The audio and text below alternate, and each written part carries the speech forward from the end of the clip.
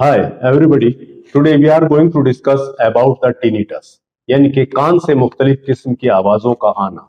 अब ये किस तरह की साउंड्स हो सकती हैं, किस तरह की आवाजें आ सकती हैं, जैसे कानों के अंदर घंटियां सी बजती हैं। तो इसी के साथ साथ जो है हिसिंग साउंड्स, जैसे सांप फुफकारता है तो उस तरह की साउंड जो है आपको सुनाई दे सकती है। स्विशिंग साउंड, जैसे जैसे कोई लकड़ी से मारता है, बेंच से मारता है, तो उस तरह की आवाज जो है आपका आ सकती है। या रोरिंग साउंड जो है आपका गर्जना, जैसे आपका बादल गरजते हैं या जो है आपका शेर दहाड़ता है, इस तरह की आवाजें जो है कान के अंदर सुनाई देती हैं। रस्टलिंग साउंड, जैसे हवा चलती है बहुत तेज, सरसराहट से की आवाज जो है आपका आ सकती है। बजिंग साउंड, यानी कि जैसे मक्खियों का भिनभिनाना, या एक कमरे में बहुत सारे लोग बैठे हैं, वो चै चै कर रहे हैं, तो उससे उस तरह की बहुत सारी आवाजें जो है वो आपका आना। या क्लिकिंग साउंड जो है आपका आ सकती है। तो इस तरह की बहुत सारी साउंड्स हैं जो पेशेंट को जो है आपका सुनाई देती हैं। तो उन्हीं सब आवाजों का, इस तरह की आवाजों का आना जो है क्या कहलाता है? टिनिटस कहलाता है, यानी कि कान बजना कहलाता है, कानों में घंटियां सी बजना कहलाता है। देखिए, अब आते हैं इसके टाइप्स के ऊपर। टिनिटस जो है वो दो टाइप का होता है, दो तरह का टिनिटस होता है। एक होता है सब्जेक्टिव टिनिटस और दूसरा होता है आपका ऑब्जेक्टिव टिनिटस। सब्जेक्टिव टिनिटस क्या है कि जिसमें कानों से आवाजें सिर्फ पेशेंट को जो है वो आपका सुनाई देती है, मरीज को ही वो आवाजें सुनाई देती है, तो उसको सब्जेक्टिव टिनिटस का नाम देते हैं। और दूसरा होता है आपका ऑब्जेक्टिव टिनिटस, यानी कि जो आवाजें पेशेंट के साथ साथ एग्जामिनर को या आपका डॉक्टर्स को एग्जामिन करते वक्त जो है या स्टेथोस्कोप से अगर सुनेंगे तो उससे वो सारी आवाजें जो है वो आपको सुनाई देती हैं। तो वही हम टिनिटस को हम क्या कहते हैं? ऑब्जेक्टिव टिनिटस का नाम देते हैं। अब आते हैं इसके कॉजेज के ऊपर, इसकी वजूहात क्या हो सकती है। देखिए, इसके बहुत सारे कॉजेज हो सकते हैं जिनकी वजह से इस तरह की साउंड जो है वो आपका कानों से सुनाई देती है। जैसे नंबर 1 पर आता है आपका वैक्स इन द ईयर। कान के अंदर अगर मैल इकट्ठा हुआ है तो भी इस तरह की साउंड जो है वो आपका सुनाई देती है। दूसरा, ओटाइटिस, यानी कि कान के ऊपर, कान के अंदर किसी भी जगह पर सूजन का होना, तो उसकी वजह से ऐसा मुमकिन होता है। नेक्स्ट आपका एक्वेस्टिक न्यूरोमा, यानी कि कान की जो नली है उसकी नली के अंदर या कान के अंदर जो है जो नर्व सप्लाई हो रही है, उन नर्व्स के ऊपर छोटी छोटी गांठ बन जाना या नोड्यूल्स बन जाना, तो उसकी वजह से ये आवाजें पैदा हो सकती हैं। ऑटो स्क्लेरोसिस, यानी कि कान की जो स्ट्रक्चर्स हैं वो अगर हार्ड हो जाती हैं तो उस सूरत में भी इस तरह की आवाजें जो है वो आपका सुनाई देती हैं। आर्टीरियोस्क्लेरोसिस, यानी कि जो वहां की ब्लड वेसल्स हैं अगर वो हार्ड हो जाती है तो उसकी वजह से भी इस तरह की साउंड जो है वो आपका अपेयर होती है। मिनियर्स डिजीज में भी ऐसा होता है, यानी कि कान की इनर जो ईयर है, अंदर वाला जो कान है, उसकी बीमारियों की वजह से आपका वर्टिगो के जो एपिसोड्स में वर्टिगो आते हैं, यानी कि वक्त वक्त पर जो है वो आपका चक्कर जैसे आने लगते हैं, तो उस सूरत में भी इस तरह की साउंड जो है वो आपका सुनाई देती है। बहुत से केसेस में देखा गया है कि आर्थराइटिस, यानी कि क्रोनिक आर्थराइटिस हो गई है तो उसका असर कान तक पहुंच गया है, तो उसकी वजह से भी इस तरह की साउंड जो है वो आपका सुनाई दे सकती हैं।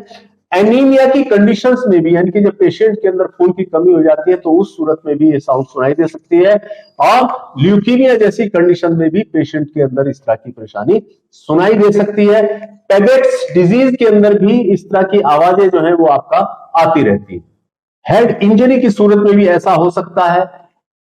Fluid collection in the middle ear, यानी कि मिडिल ईयर के अंदर जो है कोई फ्लूइड इकट्ठा हो जाए तो उसकी सूरत में भी ऐसा हो सकता है। एक्वेस्टिक ट्रॉमा की वजह से भी ऐसा हो सकता है, इनके कान की नली के अंदर कहीं किसी तरह की चोट लग जाए तो उसकी वजह से भी ऐसा मुमकिन हो सकता है। Use of aspirin and other ototoxic drugs, इन दवाइयों के इस्तेमाल करने से भी ऐसा मुमकिन होता है। कान के अंदर कोई किसी तरह की एलर्जी है तो उस सूरत में भी इस तरह की परेशानी सुनाई दे सकती है। माइग्रेन अगर है, यानी कि आधा सर में दर्द अगर पेशेंट के है, तो उस सूरत में भी इस तरह की आवाजें जो है वो आपका सुनाई दे सकती हैं। मेंटल डिसऑर्डर की सूरत में भी ऐसा हो सकता है। हाइपो या हाइपरटेंशन की वजह से भी ऐसा मुमकिन होता है।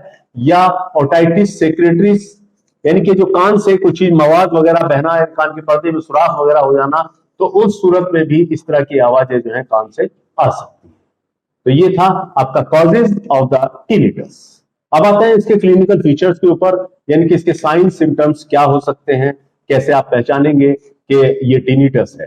तो इसमें नंबर 1 पर आता है आपका hearing of the different kinds of sounds, यानी कि कान के अंदर से मुख्तलिफ किस्म की बहुत सारी, जैसे कि मैंने अभी पहले बताया आपको कि कौन कौन सी आवाजें आ सकती हैं, तो इस तरह की आवाजें जो है वो आपको सुनाई दे सकती हैं। दूसरा, heaviness in the year and head with tension, यानी कि कान के अंदर और सर के ऊपर जो है बहुत ज्यादा भारीपन सा दिखाई देता है, टेंशन रहती है पेशेंट को, तो इस तरह की परेशानी जो है वो पेशेंट को महसूस हो सकती है। फीलिंग ऑफ क्रॉलिंग, यानी कि कान के अंदर ऐसा लगता है जैसे कोई रेंग रही हो, तो इस तरह की साउंड जो है आपका सुनाई दे सकती है, या इस तरह की जो फीलिंग जो है वो पेशेंट को महसूस होती रहती है। Hearing loss due to such sounds, यानी कि जो अभी मैंने आपको बताई मुख्तलिफ किस्म की आवाजें, उन आवाजों के आने की वजह से सुनने में थोड़ा बहुत परेशानी हो सकती है। अब आता है आपका ट्रीटमेंट।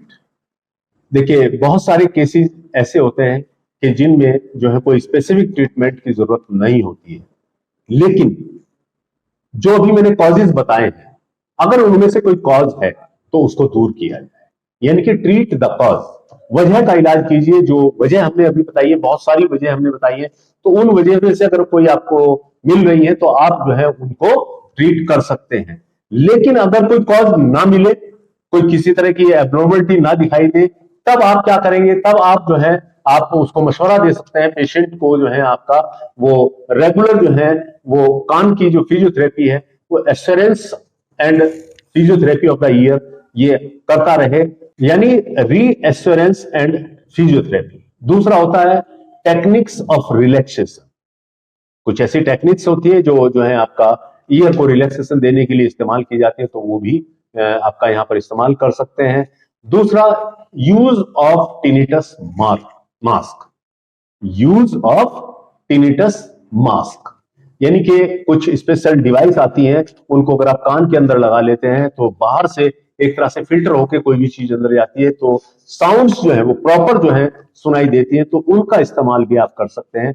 और अगर पेशेंट को बहुत ज्यादा परेशानी हो रही है, बहुत ज्यादा आवाज आ रही है, तो उस सूरत में पेशेंट को सेडेशन या ट्रैंक्विलाइजर्स जो है उस पर भी पेशेंट को रखा जा सकता है कुछ वक्त के लिए, और जब वो ठीक हो जाए तो उस चीज को बंद कर दिया जाए, सेडेशन वगैरह को देना बंद कर दिया जाए।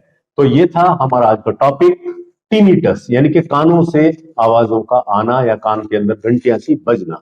इसमें से कोई बात अगर समझ में नहीं आई है तो आप हमें कमेंट कर सकते हैं, और अगर आपको वीडियो पसंद आया हो तो लाइक शेयर सब्सक्राइब जरूर कीजिए। थैंक्स।